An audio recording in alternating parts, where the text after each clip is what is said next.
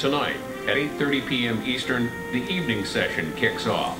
Watch live on C-SPAN, live streaming and on demand at cspan.org, or listen with the free C-SPAN radio app. C-SPAN, your unfiltered view of politics. Next, remarks by Jake Sullivan, a senior advisor with the Biden presidential campaign, on the presidential election. Wisconsin, a black man shot in the back by police yesterday is now out of surgery, but still a critical condition. We're going to show you a video of what happened, and you should know it's graphic and hard to watch. The Kenosha Police Department says officers were responding to a call for a domestic incident. The family of 29-year-old Jacob Blake says he was trying to de-escalate, but as you can see, officers followed him back to his car and shot him point blank in the back. 3 of Blake's children were reportedly in the car at the time. A witness says he heard an officer shout, "Drop the knife," but police haven't yet commented on whether or not Blake was armed. The officers involved have been put on administrative leave, and the city declared an emergency curfew after protesters took to the streets there overnight. Wisconsin's National Guard is being deployed to the area ahead of tonight. Donald Trump said earlier he would be briefed by Attorney General Barr, adding, quote, "The video tells a story that's troubling," end quote.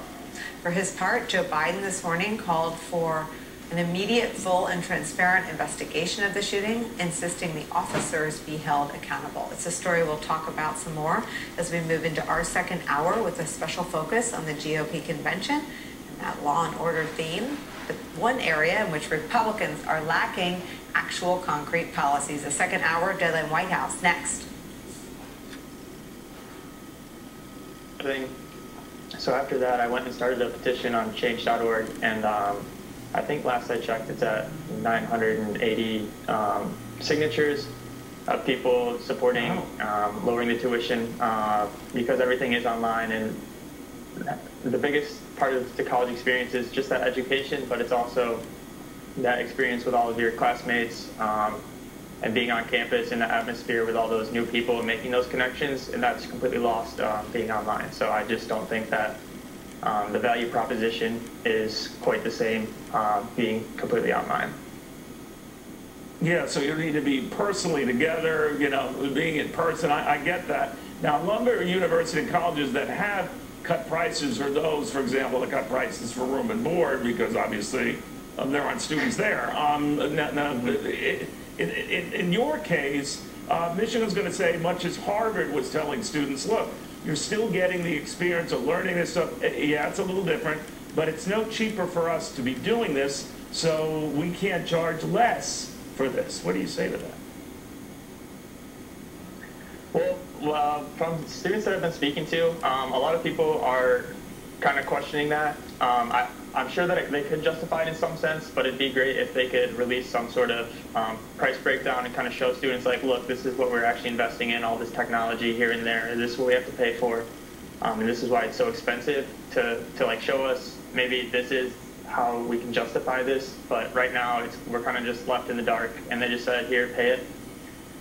Specifically at Michigan State, I know a lot of students were really upset because 2 days after our tuition bill was due, that's when they sent out the email and said, all right, well, nobody's coming to campus this year, everybody's got to stay home and everything's going online.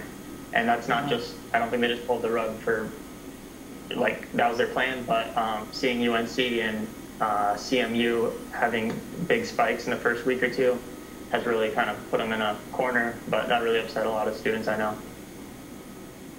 All right, well, best of luck with this. You're a brave young man, but obviously you got a lot of support from a lot of fellow students, so we'll follow closely, Tyler. If you can keep us posted, love to have you back on to get the latest. So thank you, Tyler. By the way, we did reaching out to Michigan State, get their take on all of this, but the traditional one has been, look, it's no less expensive for us to do virtual classes, sometimes even more.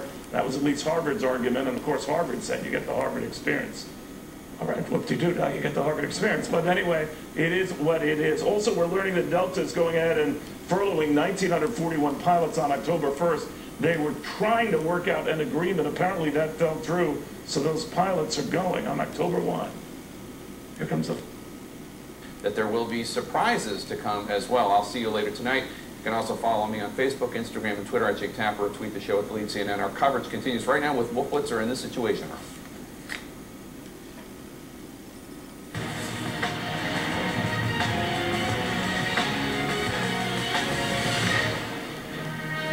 This is CNN Breaking News. Welcome to our viewers here in the United States and around the world. I'm Wolf Blitzer in the Situation Room. We're following breaking news. The coronavirus death toll here in the United States has just topped 177,000 people. And the number of cases is now more than 5.7 million, although cases are trending down in 25 states. Also, we're just hours away from the start of night one of the Republican National Convention as President Trump puts increasing pressure on his own health officials to rush coronavirus treatments and vaccines.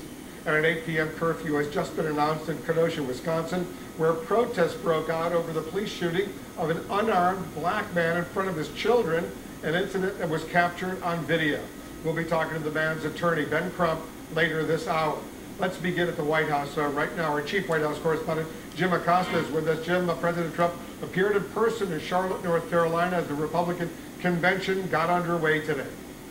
That's right. Well, President Trump is kicking off the Republican convention with more of his unproven conspiracy theories about mail-in voting in the upcoming election. After promising an optimistic message at his convention, the president and his team are issuing dark warnings about what will happen if Democratic nominee Joe Biden wins the White House. The president is also guaranteeing medical breakthroughs in the battle against the coronavirus, as he knows all too well voters have rejected his handling of the pandemic. 3 nights before his scheduled speech at the Republican convention, President Trump appears to be stealing the limelight from himself. 4 more years!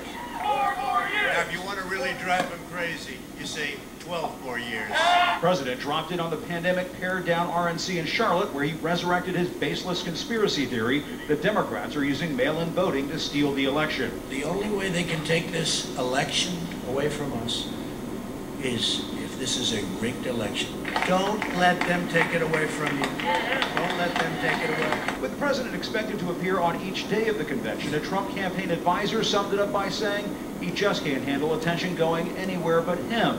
As polls show Americans have soured on the president's handling of the coronavirus, Mr. Trump and his aides are hanging their hopes on the release of a COVID-19 vaccine before the election. The vaccines are going to be, I believe, announced very soon. CNN has confirmed that on July 30th, White House Chief of Staff Mark Meadows and other top aides told House Speaker Nancy Pelosi and Senate Minority Leader Chuck Schumer there is a possibility the administration could issue an emergency use authorization for a vaccine before all trials are completed. Pelosi reacted by telling White House officials, don't cut corners. Over the weekend, the president appeared to pressure the Food and Drug Administration into approving the use of convalescent plasma for COVID-19 patients. Well, I think that there might have been a holdup, but we broke the logjam over the last week, to be honest. Was there pressure on you, Dr. Hahn, to authorize this? FDA Commissioner Dr. Stephen Hahn would not answer whether he succumbed to that pressure, but later told CNN, I've never been asked to make any decision at the FDA based on politics. Decisions the scientists at the FDA are making are done on data only. White House aides insist the treatment is not controversial. Convalescent plasma, I mean, that's like going after Bambi, you know? This is the most, it's proven, safe and effective. As for the firestorm over slowdowns at the post office, Postmaster General Louis DeJoy conceded he has spoken to people close to the Trump campaign about the president's complaints about mail-in voting. Last week, DeJoy, a Trump and GOP donor, originally testified that he had no contact with the campaign in his current role. So you did have contact with the Trump campaign for a good purpose. But you did. I'm trying to think of where the Trump, when you say the Trump campaign, I've not spoken to Trump campaign leadership in that regard. I've spoken to people that are friends of mine that are associated with the campaign. DeJoy also claimed he didn't know who ordered changes inside the post office that led to complaints nationwide. If you did not order these actions to be taken, please tell the committee the name of who did. I do not know. Will you commit to reversing these changes? No. The president is heading into his convention hemorrhaging Republican support, with past GOP lawmakers announcing they're backing Joe Biden. And because I am gravely concerned about the conduct and behavior of our current president, that I stand here today, proudly and wholeheartedly, to who endorsed Joe Biden. Mr. Trump is also losing a key aide, Kellyanne Conway, who's leaving the White House at the end of the month. Then there are some in the Trump family who sound like they've jumped ship. This goddamn tweet and the lying, oh my God, I'm talking too freely, but you know, it's a change of stories, a lack of preparation, the lying, the holy. And other prominent Republicans are lining up to back Joe Biden. Former RNC Chairman Michael Steele just announced he's joining the anti-Trump group, the Lincoln Project, an organization whose members have made it their mission to get under the president's skin. And there is a new development in the fight over the president's tax returns. Prosecutors in New York City have agreed to delay the enforcement of a subpoena for those records. The president's legal team is hoping a federal appeals court will ultimately block those returns from being made public, but Mr. Trump is fighting hard to keep those returns from being released. Wolf. Certainly is. All right, Jim Acosta at the White House for us. Thank you. Now the latest on the corona. To the experts that they won't put the American people at risk. And I think the second tier to that, Dana, is that the economy and our job prospects can't get back together until we have the virus under control. And we continue to see, as unemployment ticks up, that this is a continuing problem. But I just wanted to speak, I mean, obviously today is the kickoff for the Republican convention, and President Trump today has already spoken. He spoke down in Charlotte, where you have some, I think it's 336 delegates from the Republicans all across the country meeting. As you know, because of the virus, they can't have the convention there, so everything will move to Washington tomorrow. But in his speech today, what does the president do? Basically, what he does is makes the Democrats' case for them. Why? Because he starts out not talking about positivity, optimism. Here's what I'm going to do. There's no platform, by the way, no platform. So instead, what he says is, oh, the Democrats are going to steal the election just like last time when they spied on. Or the Democrats are going to use COVID to steal the election. And this election won't be valid unless I win. Otherwise, it was rigged. So this is, again, and you hear about violence and anarchy if Joe Biden and Kamala Harris are elected. What happened to the positive, we're going to have a pro-America, go America, love America message for the people? This is just a rerun of grievance and fear-mongering. But he did speak for an hour. Sounds like the DNC. And he hit a lot of those things. He did speak for an hour, and he did talk about a new list of things that they want to do in a second term that was quite comprehensive, especially on the economy. Kennedy, let me get you in here. What are you looking for in this next 4 days? I'm looking for positivity. I'm actually looking for an agenda that shows Americans how they're going to capitalize on the freedom that Greg so critically talked about by making money and bettering their lives, empowering their families, and making decisions for themselves, because government is all over the place in terms of combating, the virus and everything else. And there was one delegate from North Carolina who actually had the best phrase that Republicans could use if they're going to capitalize on their moment, and that was jobs, not mobs. And it's a very clear way of contrasting what's happening in this country. You have people who haven't been able to work because the government has said that there has to be a lockdown. They want jobs. They want prosperity. They want personal fulfillment. And then in so many cities in the country, you do have these violent mobs. People don't want that. It makes them feel unsafe. And now so many people are working from home. They're thinking about mobility in ways they never have before, and thinking about moving to parts of the country that they had never thought of before, and they're not going to move to cities that are on fire. All right, we've got a lot to talk about. A whole hour worth coming up for you. Joe Biden says he's open. Who thinks, Jonathan Lemire, that Donald Trump talking helps Donald Trump win elections? Well, the Joe Biden campaign is certainly not unhappy to have Donald Trump be the feature of every night of this convention. I can tell you that. The aides are delighted that the more that Trump is doing. Donald Trump believes that he is the answer here. As we know, he has always fancied himself his best communicator, his best press secretary, his best communications director. He believes that he has the star power, and certainly he dominates a newscape like no one else, and he feels like that is the focus. But on that point, Trump, we hear from the president every day. there was a lot of buildup and anticipation for Joe Biden's event last week, or frankly any convention prior, because you see the candidates sort of sparingly, and then you have the major event on the final night when they make the acceptance speech. Right now, some Republican operatives have said to me, as much as Trump still excites the base, a lot of the country is just tired of him. There's sort of Trump fatigue. And if he sort of is going to say the same things over and over, and certainly his speech this afternoon is very reminiscent of the campaign speeches he gave last week in several battleground states, people are going to start tuning him out. What eyeballs is he bringing? What new voters are he going to convince? Well, we are today than even 4 years ago or so.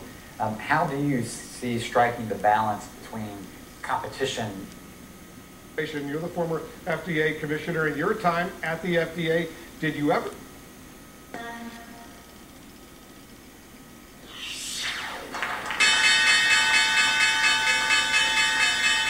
Welcome back, everyone.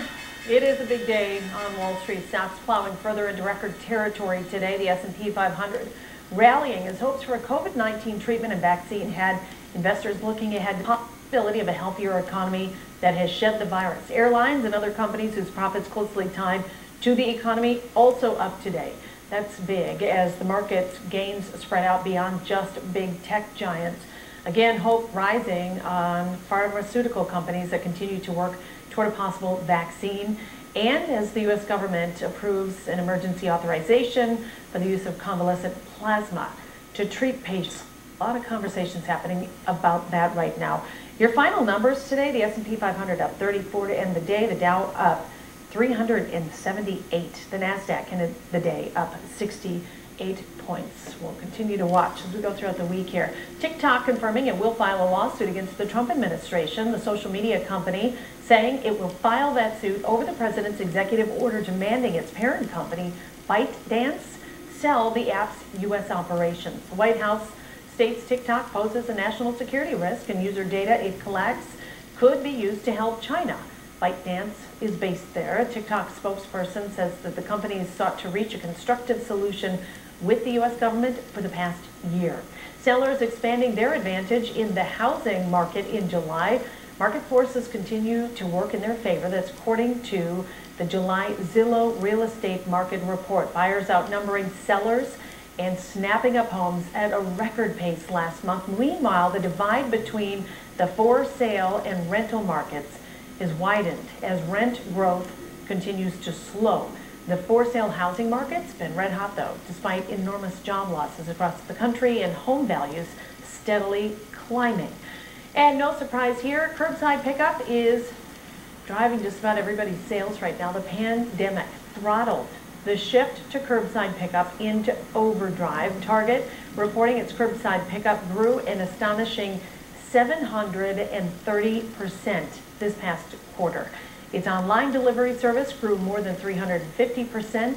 Best Buy, Macy's, Kohl's, they are just a handful of the retailers who have added curbside service, allowing you, of course, to go pick up your orders without ever leaving your car. Phil and I were just talking about that. I haven't done it yet. Oh yeah, we've done it for months now, really, and especially the grocery store and sometimes, you know, Target, places like that, and restaurants, things like that. So yeah, that definitely is a booming market. You know, I know I've picked up orders for people. Oh yeah. Not for me yet, but I haven't asked you. Not yet. Well, you know, things are really warm outside. You want to stay in the car, I guess, in that air conditioning, and it's going to stay this way the next few days. But there is some big relief coming our way. Some of us by Thursday, but most of us by Friday. There is a heat advisory remaining in effect this evening for all these counties in the orange. So here are the actions. Well, I still have a lot of faith in the ability.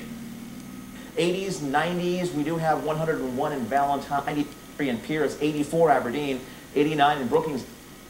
That FDA, a special authorization that FDA can do in an emergency when there's no alternative and you have some suggestive evidence that a treatment is safe enough and could be effective to make it available sooner. And that's the case with convalescent plasma. The announcement yesterday, that's a treatment that we know is quite safe for people to use. It's been widely used. There are questions about how effective it is, but because it might help and can't harm, that's a reasonable use for an emergency use authorization. A vaccine is very different. You're giving a vaccine to millions of people who are healthy, so you need to be confident even if we're going to use it in emergency circumstances, that it isn't going to cause important safety side effects and that it is really going to provide some benefit to people. What FDA has said is that they could potentially see an emergency use after the data from those big clinical trials have been completed enough that they can be confident that the vaccine is really safe and effective enough. But that's very different than bypassing large-scale trials for vaccines, which is what we need right now, and which is what FDA is working hard to get completed. And the American public has to be confident that the vaccine, if it's approved, is safe and effective. Dr. McClellan, thanks so much for joining us. Thank you. Grams of protein for muscle health versus only 16. Impeachment which elbowed out all COVID attention to the disgust of me because I was talking about COVID. So that is why impeachment wasn't mentioned at their convention, not only because it failed, but also because it killed thousands of people through distraction. And Trump's got to bring this up. Trump should say, imagine people, January and February without impeachment. We could have had a faster handle on COVID if they hadn't been chasing the fantasy of impeachment. Because he's right. And that's a terrible impression. I'll give it to you. I got the idea. Kennedy, you know, what strikes me here is that we saw what happened when President Trump didn't listen to the scientists, said this thing will magically disappear. You know, you can go back to church on Easter. I think the U.S. has 4% of the world's population, 25% of its deaths. That's a terrible record for not listening.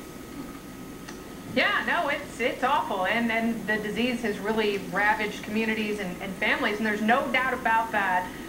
But a lot of that is because of the bureaucratic institutions that were inherited by this administration. I don't think that the president has a perfect record in dealing with COVID, but my problem with Joe Biden is he's not forward-looking at all. And he's not really talking about solutions that will make people's lives better, and I don't get a sense of urgency. And Greg's absolutely right. You cannot have it both ways. You cannot have an economy that is shut down and then complain about the fruits of the shutdown, the rotting fruits of the shutdown. That's incredibly disingenuous, but I don't get a lot of vision from that. And Joe Biden's also talking about raising taxes. Let me remind you, Mr. Former Vice President, taxation is theft, and it's not a solution. So, funded by Sheriff Arpaio. No, I don't think it is at all what the Trump campaign thinks it is. I think it is actually the simple parts are the important parts right now. It's what we saw with our eyes when we saw Derek Chauvin's knee on the neck of George Floyd for 8 minutes and 46 seconds. You cannot unsee that, and that changes you. Or if you have a soul, if you have, you know, if you're capable of empathy and compassion, that changes you, and that changes the way you look at the world.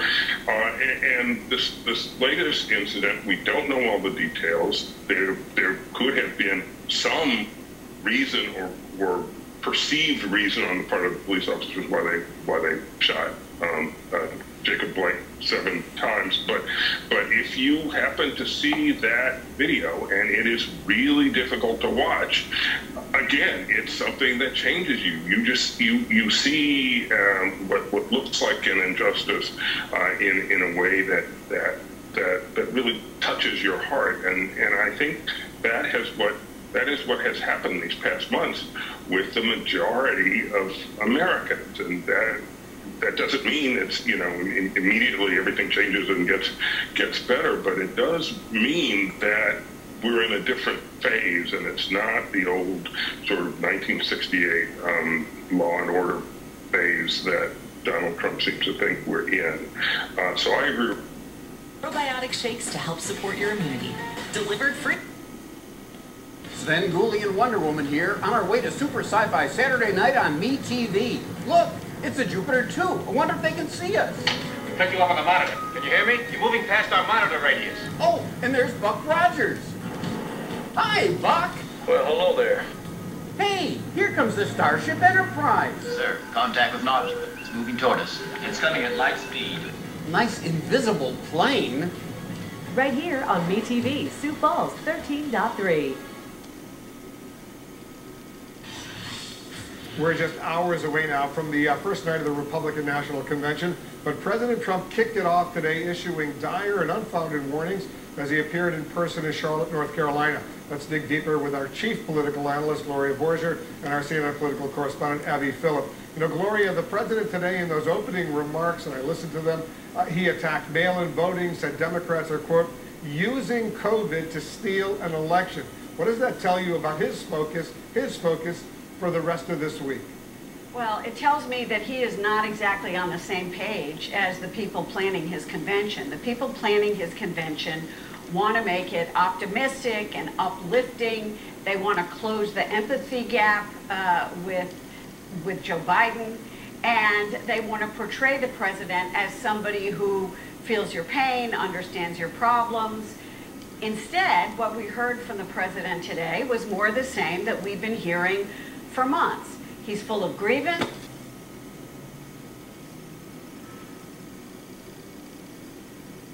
Exit. To happen to my finances.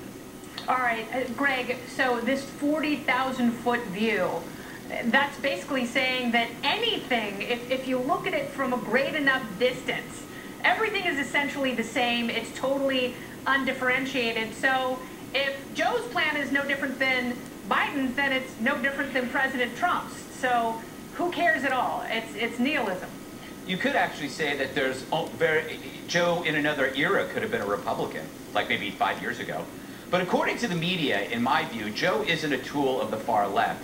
He is a tool of the far right, by their definition, because he just got the endorsement of white supremacist Richard Spencer. And Joe Biden has not personally rejected it, and by the low information pundit standard, or lip standard, that I created, he is now a white supremacist, purely by association, and maybe Richard Spencer is one of Joe's very fine people, much like Robert Byrd.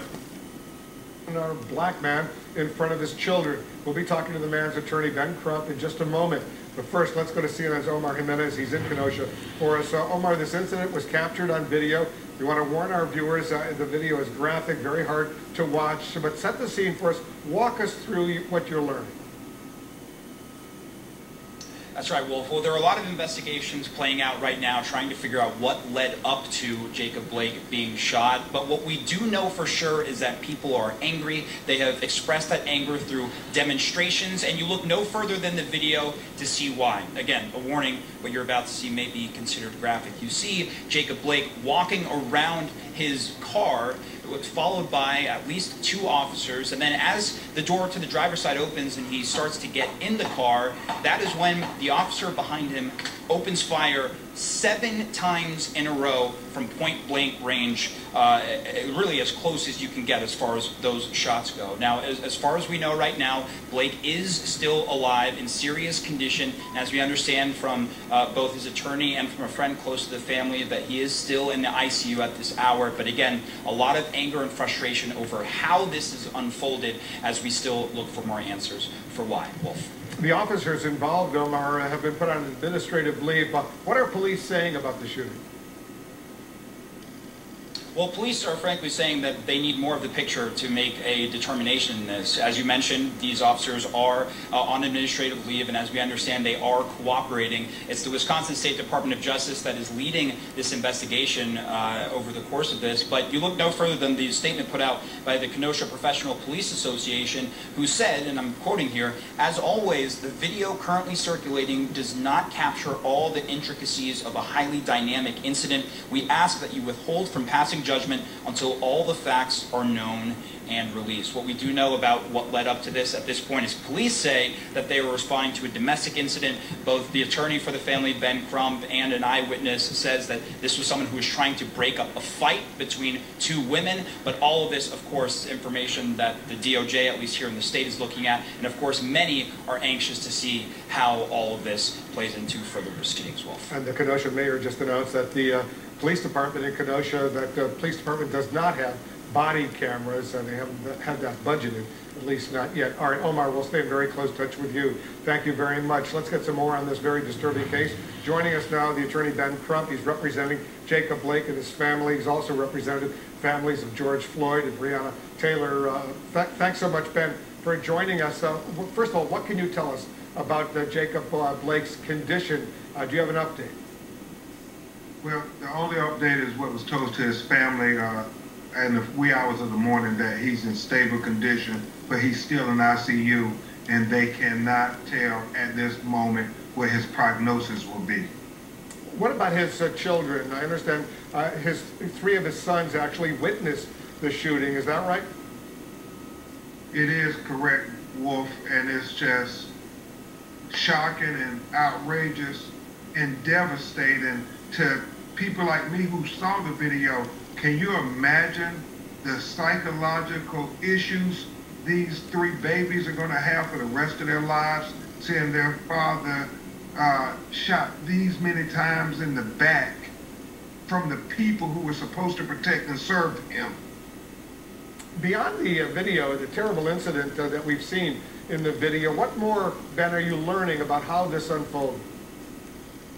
Well, we're still waiting for the facts to be confirmed, but what it does tell us, whether it's George Floyd, Breonna Taylor, Rayshard Brooks, there is an issue with the culture and the behavior of policing in America, Wolf, and if we don't have this systematic reform that this moment in America is crying out for, then we're going to continue to see hashtag after hashtag, protest after protest, and cities burning all across America, because we now are seeing it with our own eyes that there are two justice systems in America, one for Black America and one for white America, and we're fighting for equal justice for all Americans.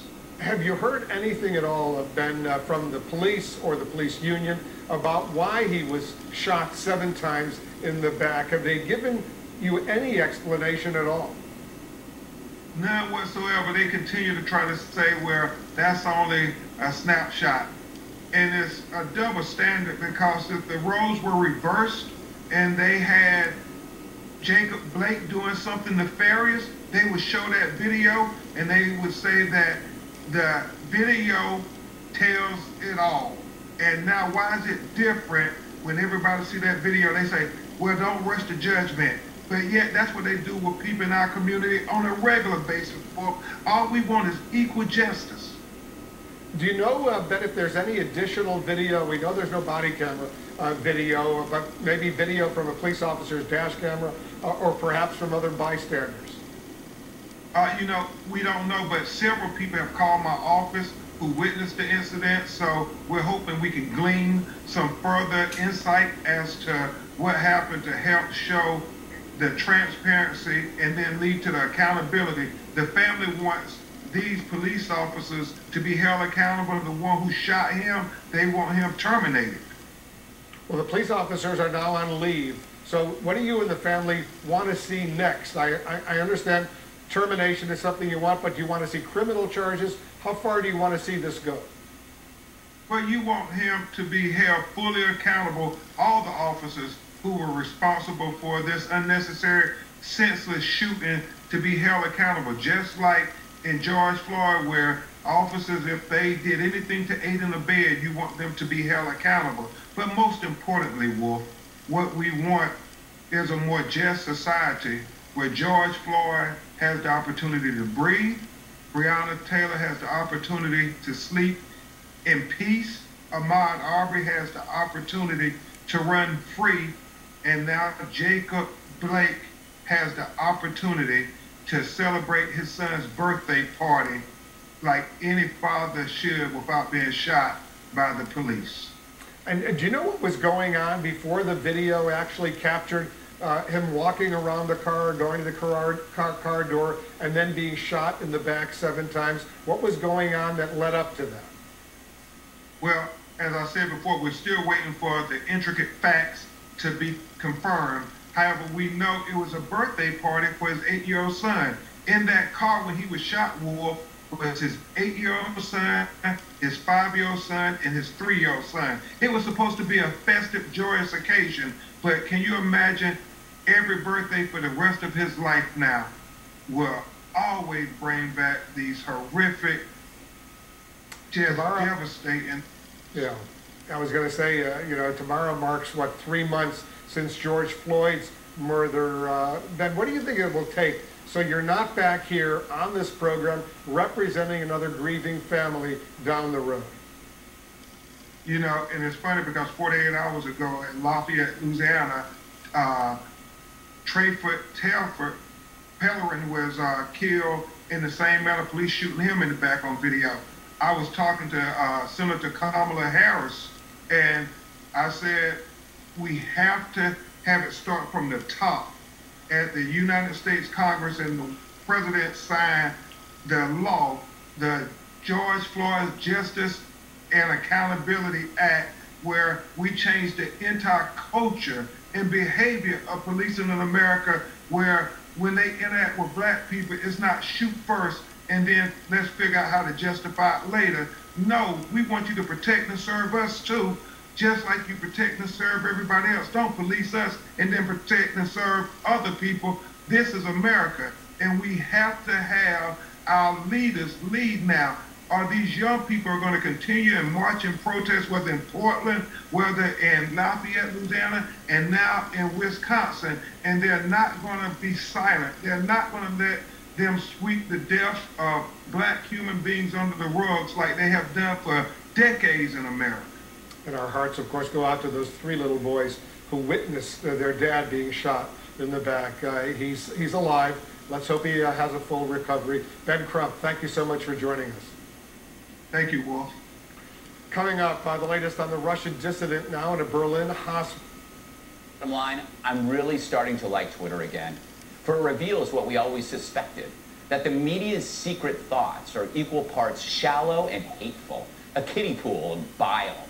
Twitter now lets them nakedly parade their neo-fascism. So keep tweeting, guys. You make my job on Mondays super easy. So, Jesse, what do you make?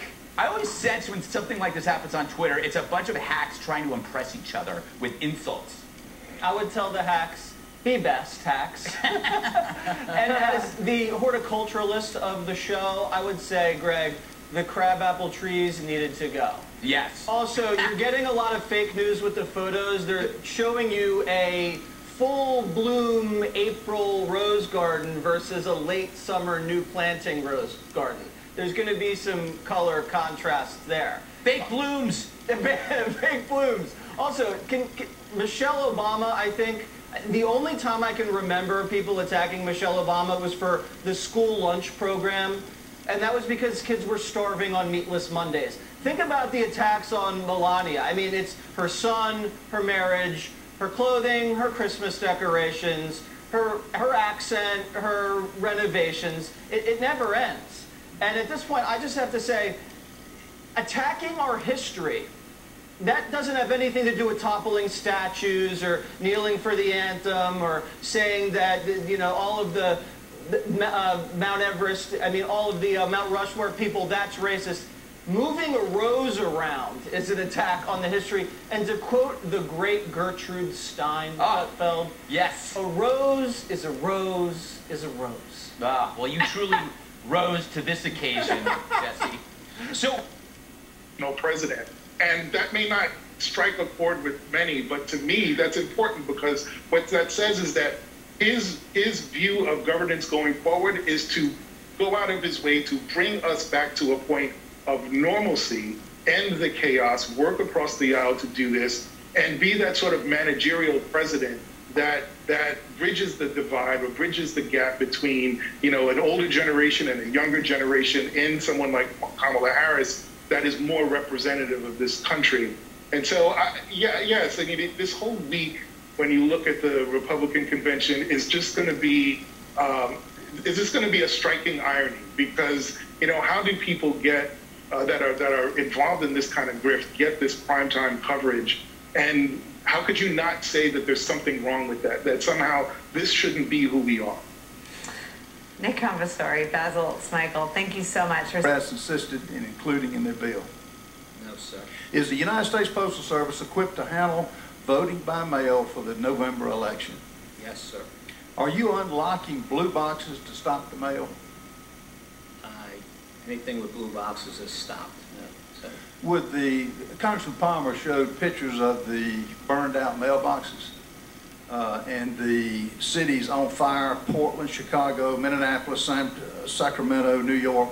Would that kind of slow the post office delivery down?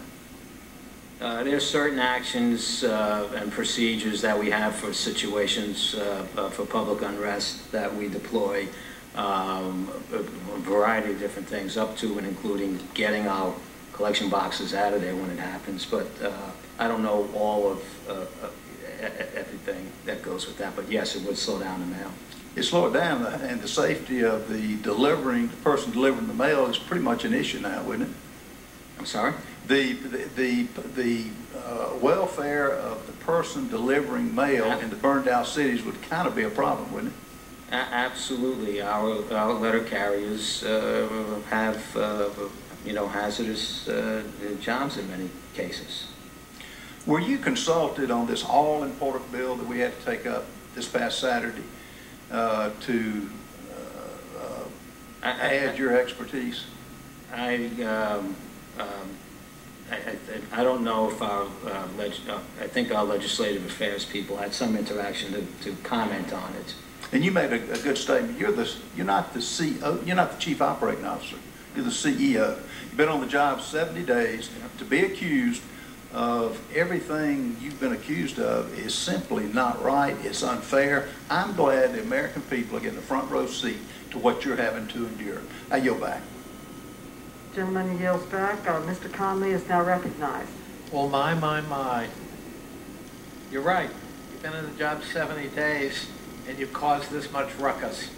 And believe it or not, that's called accountability. That's why he's here today. That's why we passed the bill. If he wasn't consulted, it's because he was the inspiration of the bill. A dubious distinction, nonetheless. Mr. DeJoy, when did you take office? You were announced, I think, in May, but when did you actually take over the job as Postmaster General? What day? June 15th. June 15th. And you've seen this data on or around that time is when we see a roughly 8% decline in service in the Postal Service, which most people would say correlates to the reorganization and operational efficiencies you undertook. Do you think that's a fair characterization?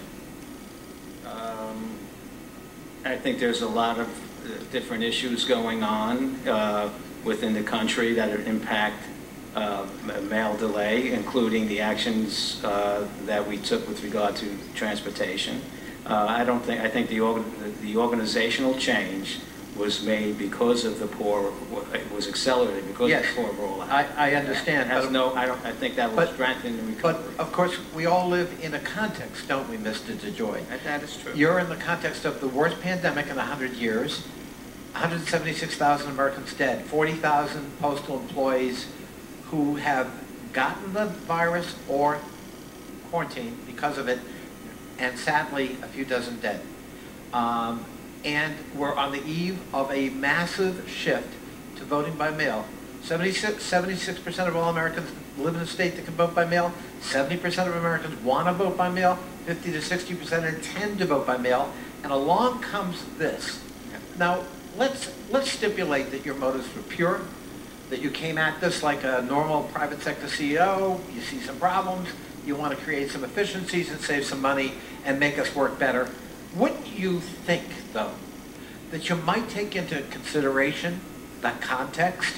And if you didn't, as a good CEO, when you saw unintended consequences, which your testimony would have us believe these were unintended, you'd take measures quickly to ameliorate the unintended consequences, namely scaring the public half to death about the reliability of the Postal Service.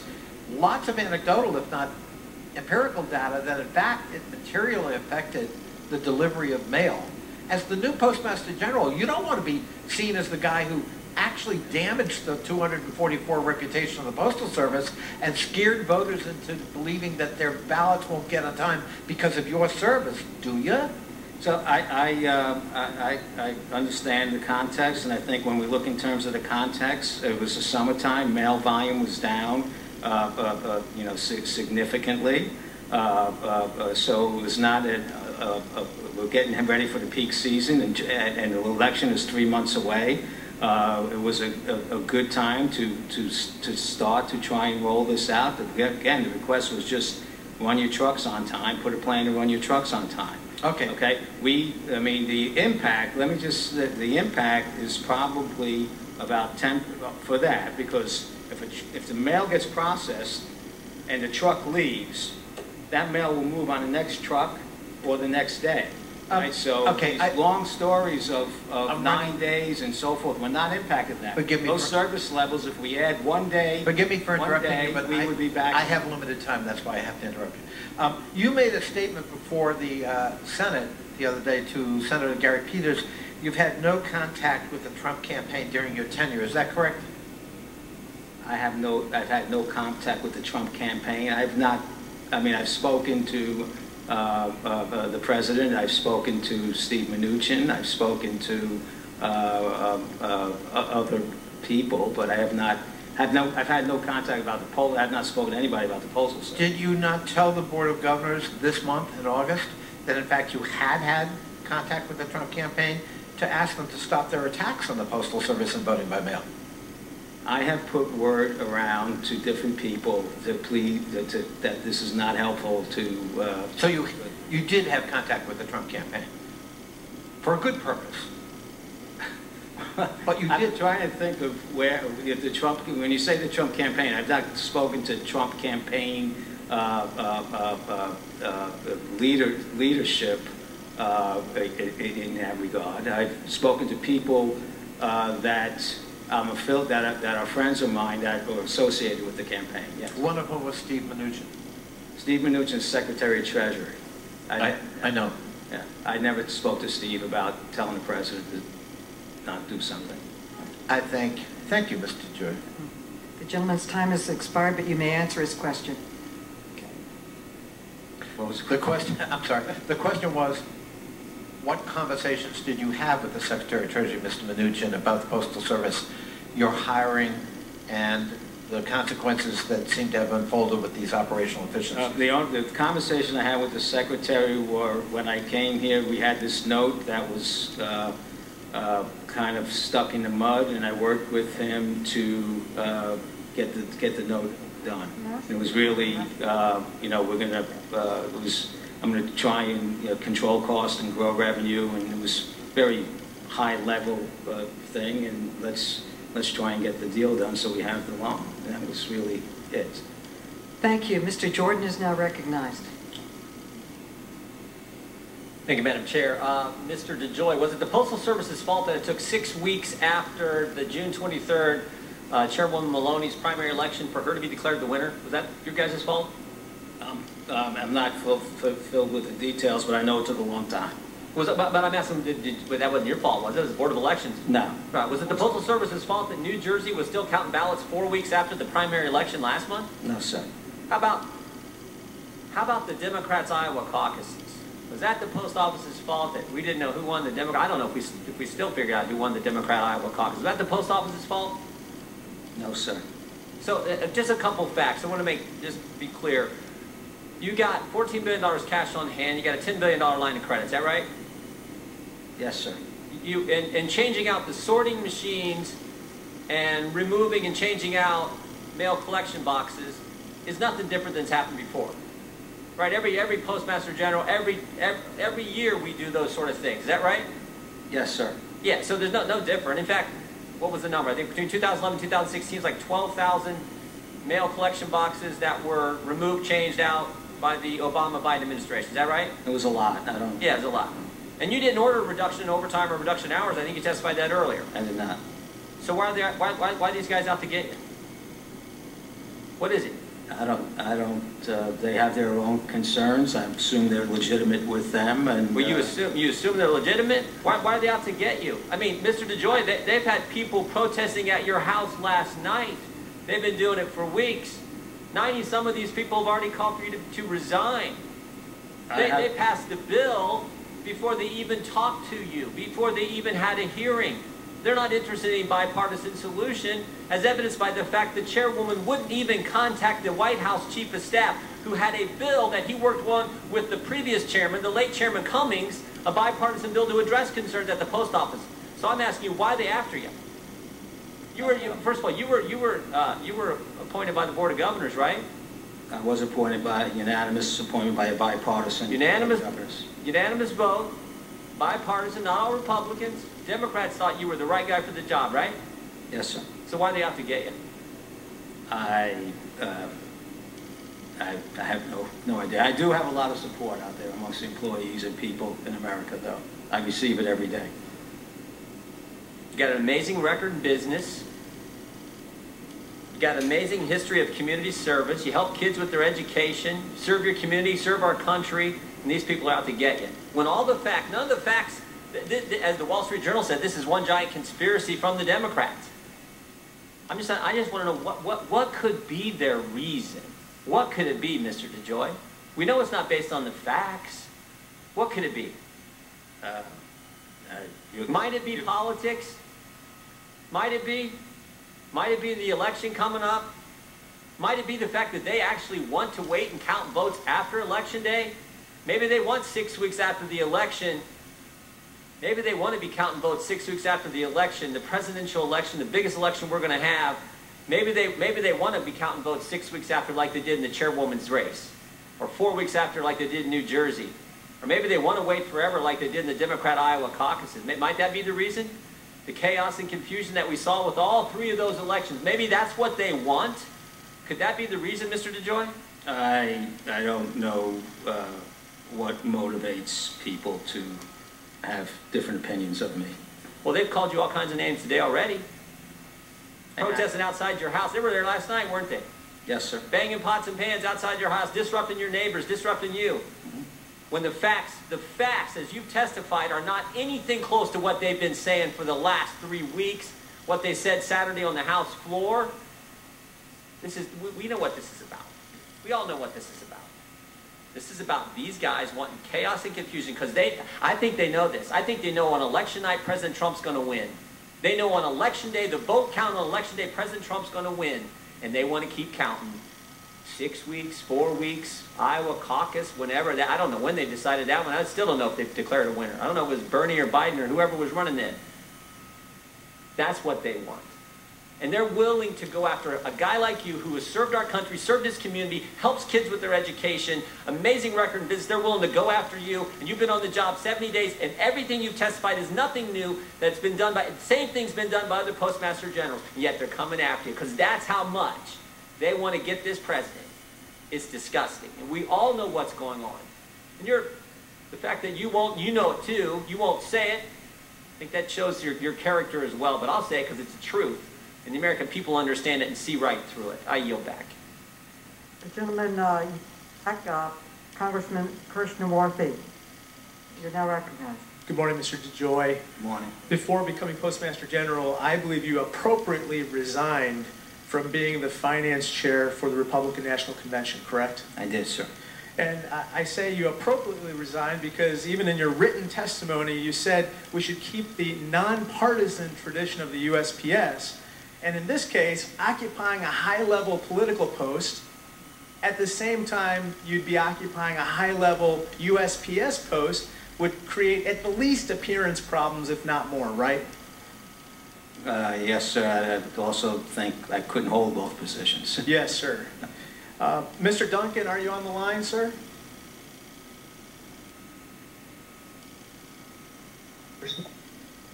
Mr. Duncan? Yes, Congressman. Yes, sir. As chairman of the board, you are one of the highest ranking officials at the USPS, correct? As chairman of the board, I am a member of a part-time board that is Senate confirmed. But you're the chair of the board. You're the highest ranking official at the USPS. I'd like to point out that you are also on the board of 2 Republican super PACs, namely the Senate Leadership Fund and American Crossroads, correct? Yes, sir. And I just went to the USPS website, sir, and I looked at your bio, and I'd be remiss if I didn't point out on your official government bio at the USPS website, you said As RNC chairman, he, namely you, raised an unprecedented $428 million and grew the donor base to 1 million, a record at the time. This is on your official government USPS bio. Mr. Duncan, I have a couple other questions for you. In your written testimony, you mentioned that an outside research firm called Russell Reynolds Associates was contracted to find the quote-unquote best person for the job. Best person for the job of Postmaster General, correct? Correct. You further noted in your testimony that Russell Reynolds reviewed 212 candidates, and then they narrowed the search to 53 after they reviewed those people's bios and backgrounds, and they vetted them, correct? Yes, sir.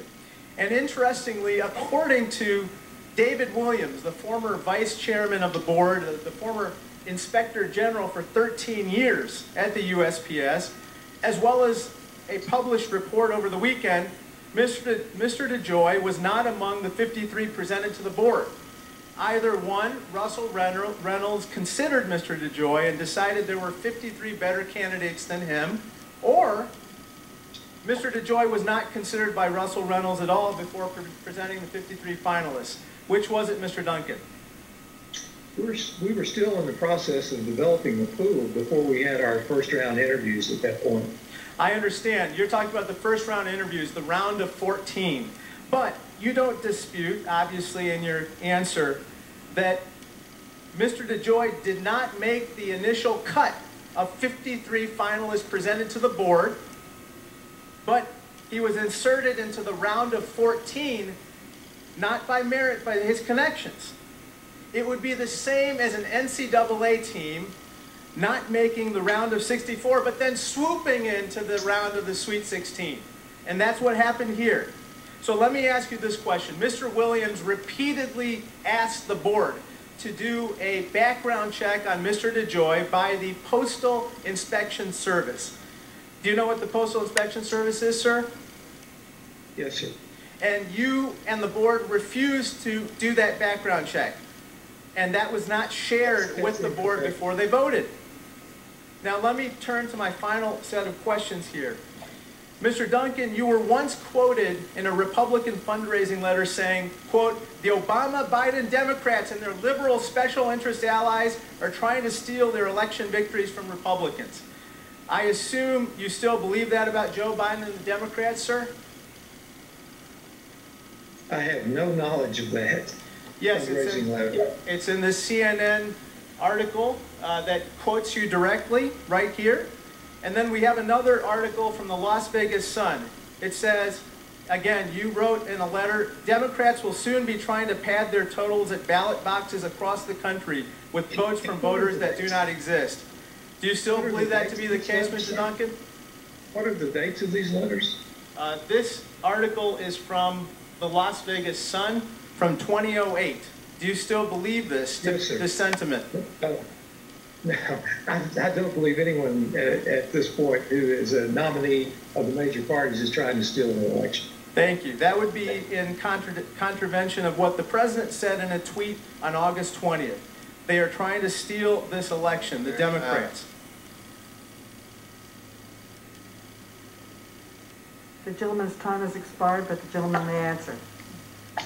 Well, let me respond. There were lots of false premises in this about making the cut. The process worked that we had lots of people who put input, including members of Congress, members of the administration, all of our board members. I think I put in a half a dozen different names. We ran into a period of time after the holidays and when the COVID started that we weren't moving as fast as possible. We got together, we talked about, well, we need to... A developing story nationally tonight. A Wisconsin community is under a state of emergency, and a curfew is in place for the second night following the police shooting of a black man. Cell phone video captured 29-year-old Jacob Blake being shot in the back multiple times as he tried to enter an SUV. Blake is currently being treated in a Milwaukee hospital. The officers involved have been placed on administrative leave while the Wisconsin Department of Justice investigates. Sioux Falls police are investigating an attempted kidnapping. Police say at about 6:30 last night, a woman was walking near 9th Street and Cliff Avenue when a man drove up and began talking to her. The woman ignored the man and kept on walking. The man then got out of the car, grabbed the woman, and tried pulling her toward the car. She said at some point she was able to dial a friend or a relative, and he heard somebody say hello on the phone, and she thinks that kind of spooked him, and then he let go of her and he drove away. The woman told police she believed he was a Hispanic man, about 5 feet 5 inches tall, about 30 years old. He was driving a black BMW. Well, let's turn our attention to that heat wave going on out there. Here's Chief Meteorologist Jay Trobeck. Oh, yeah, Angela. Today was hot. Tomorrow's going to be even hotter. In fact, for many locations, kind of the peak of the heat wave. Though it's still going to be hot for a couple days before we do get some cooler air coming our way. Here's what it looks like in Falls Park in Sioux Falls. The sky is blue, or supposed to be. You can see some of that dirt, some of that smoke in the air. 95 degrees right now at Falls Park. That's 14 degrees above our normal high for this time of year, and we are not alone. Here's what it looks like up in the Aberdeen area. Smoky sky.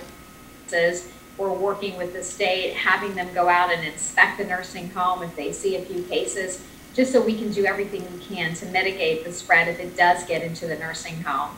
Nursing homes like the Good Samaritan Society are also taking steps to protect their own. They close their doors to the public to help avoid the spread of germs, and are slowly starting to reopen by offering outdoor visitation, as long as the facility has 0 positive cases. Testing has also been a big component. We tested every resident and every employee. That was probably 2 months ago, roughly.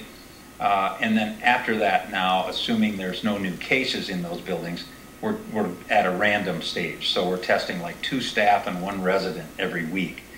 But then if we get a positive case, a positive staff or resident triggers mass testing for that facility. They're also asking for the public's help. As we look at it, it's really the incidence of the virus within our facilities is generally tied to community spread. Miranda Page, Dakota News Now.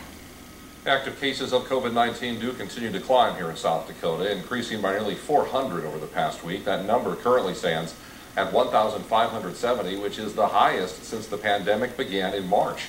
Health officials say the increase is due in large part to more cases among people in their 20s, especially in the Sioux Falls area.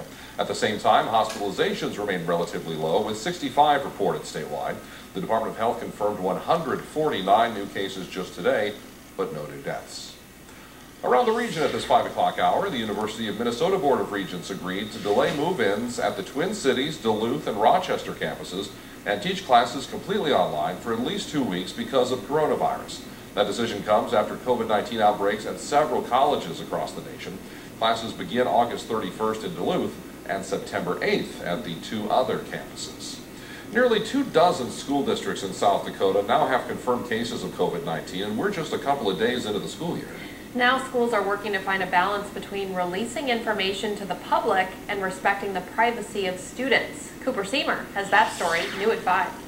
Along with keeping students and staff informed, school districts in South Dakota are working out how they'll keep communities in the loop about any potential COVID cases in their districts. With activities and classes underway, cases are bound to pop up, according to officials around the state. With that comes the need to inform communities, as well as be careful about releasing certain information as not to break privacy laws. Huron Superintendent Terry Neville-Sick and Mitchell Superintendent Joseph Graves are working to find that balance. They say that each district in the state will have to find their own ways of notifying communities. Every community has its own set of norms, its own HEP. In the state, health officials confirmed nearly 150 new cases, bringing the total since the pandemic began to more than 11,400. The number of people in the hospital also increased. For the Republican National Convention, there are enormous numbers of people with the last name Trump who are going to be speaking. I'm not sure how much success Democrats are going to have peeling away or spending their energy and their focus on peeling away Republicans who voted for Trump in 2016 and they think that they can win over now. There are probably some of them. It's not going to be an enormous... I did not direct the removal of blue collection boxes or the removal of mail processing equipment. I did not direct the cutback on hours at any of our post offices. I did not direct the elimination or any cutback in overtime. I did, however, suspend these practices to remove any misperceptions about our commitment to delivering the nation's election mail. Any further assertions by the media or elected officials is furthering a false narrative to the American people.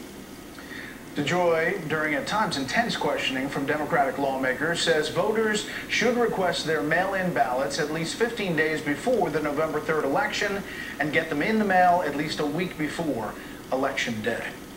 With mail-in voting being such a major factor, this fall's election might end up being decided by which ballots are rejected.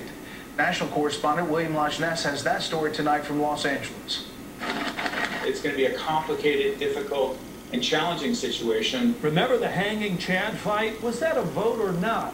Expect a similar battle this year over mail-in ballots. Does the signature match the driver's license? Is there a postmark? When was the ballot mailed? Does the envelope display a complete signature, not initials? And is the ballot ripped or torn? If every state were to try to switch over right now to vote by mail, it would be extremely challenging. A survey by National Public Radio found 30 states rejected more than 500,000 mail-in ballots in this year's primary as non-conforming. You not only have to sign it, but you have to fill in your name, your registered address. They may ask for the last 4 digits of your social security number, etc. And if you don't meet that compliance standard, your ballot's not going to get counted. Officials in 8 battleground states rejected 125,000 ballots. Wisconsin denied as many votes as President Trump's 2016 margin of victory there. In New York's primary, officials rejected 12,000 votes in a congressional race won by fewer than 4,000. Though we're expanding vote by mail, and that's a very good thing, we need to offer more choices to voters. Some first-time mail-in voters make innocent mistakes involving envelopes, deadlines, and signatures. And state officials say many don't have the capacity, training, or protocols to handle the volume. I'm really glad that the president is helping open up these questions so that we can help voters understand the security and the verifiability and the accountability of our system. For the most part, Republicans want strict rules to limit mail-in voting. Democrats want few constraints, citing studies showing young and minority ballots are more likely to be judged non-conforming. With November's projected margin of victory small in some states, both parties are educating their bases on how to properly fill out a ballot and mail it early. Brett? William, thank you. Breaking tonight, what was shaping up as double trouble for people along the Gulf Coast now seems to be a little less so, but millions are still getting ready tonight for what could be a dangerous week of weather. Correspondent Brian Yenes is in New Orleans for us tonight. The good news is we're not going to have 2 hurricanes. Temperate authorization for convalescent plasma. How dangerous is it for there to be this type of political pressure on these critically important medical developments? Yeah, well, thanks for having me back on. You know, American people trust the scientists of the FDA and the CDC to make decisions based on evidence, based on data, and not based on the whims of political leaders. And it is absolutely critical that we maintain that faith if we're going to get through this pandemic. And so I want to bring in Tonight, mandatory evacuations along the Gulf Coast as families brace for the 1-2 punch of 2 tropical systems. In Grand Isle, Louisiana, residents racing to board up and get out. A wall of sandbags now in place to protect the island. And under a mandatory evacuation order, it is forcing people north, many of them into shelters, where they will have to deal with 2 storms this week and COVID. Louisiana highways bumper to bumper. Evacuees trying to get out as a weakening Marco charges in, threatening storm surge and coastal flooding. Obviously, since Katrina, everybody is a little bit more sensitive to any kind of storm coming this way. This shelter in low-lying Plaquemines Parish filling fast, even amid COVID concerns. Teresa France and her daughter left their home. Others stayed behind. So I got 2 family members down there that we don't know if they're going to make it. Tonight, the Texas coast is bracing as a bigger threat. Laura is looming. We don't have the luxury of time, so the time to prepare is right now. That storm already plowed through Haiti and the Dominican Republic, leaving at least a dozen dead. Have you ever seen 2 storms at one time approach this region? This is unprecedented. Not only we worry about one hitting today, 3 days later we worry about another one. Oil platforms across Just a couple of days into the school year. Well, now schools are working to find a balance between releasing information to the public. Night, upper Texas coastline or parts of Louisiana where there are new hurricane watches just east of Galveston to just west of Morgan City. Much of that will be hurricane warnings by this time tomorrow.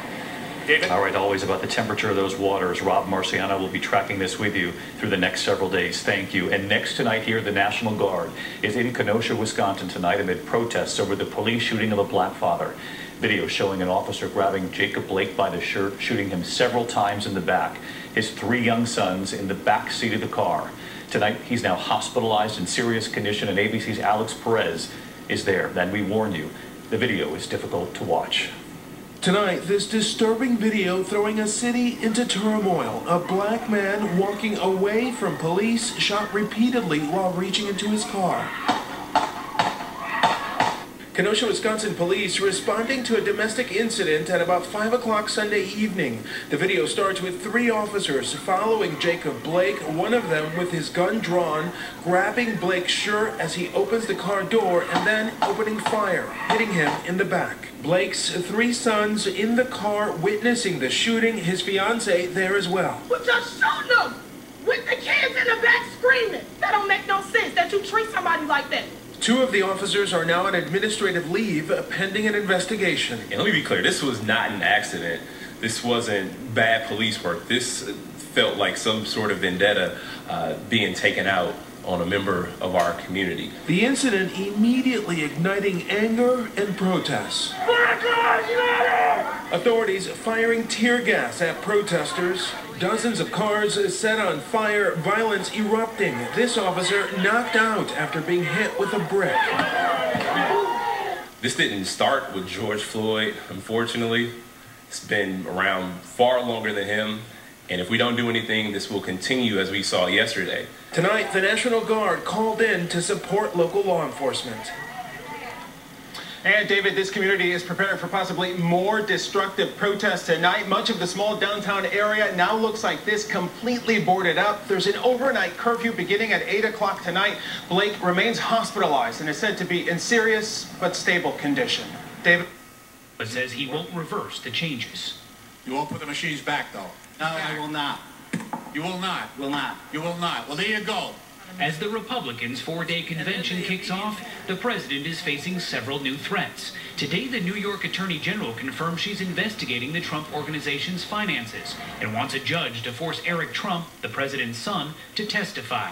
President Trump's longtime aide Kellyanne Conway is leaving the White House to focus on her family after her 15-year-old daughter tweeted this weekend that she's devastated her mother is speaking at the Republicans' convention and is officially pushing for emancipation.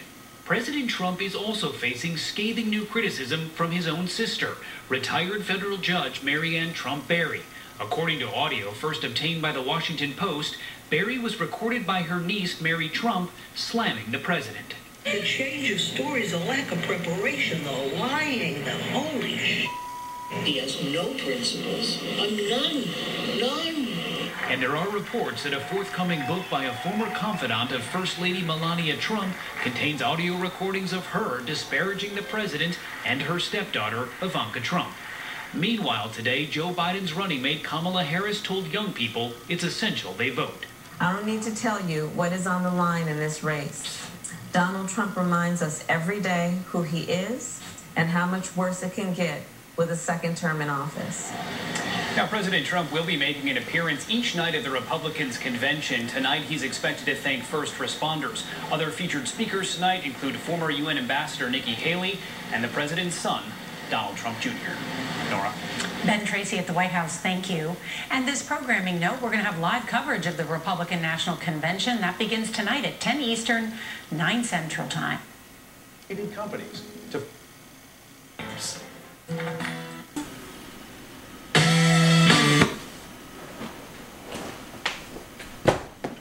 That was the first night, Russ.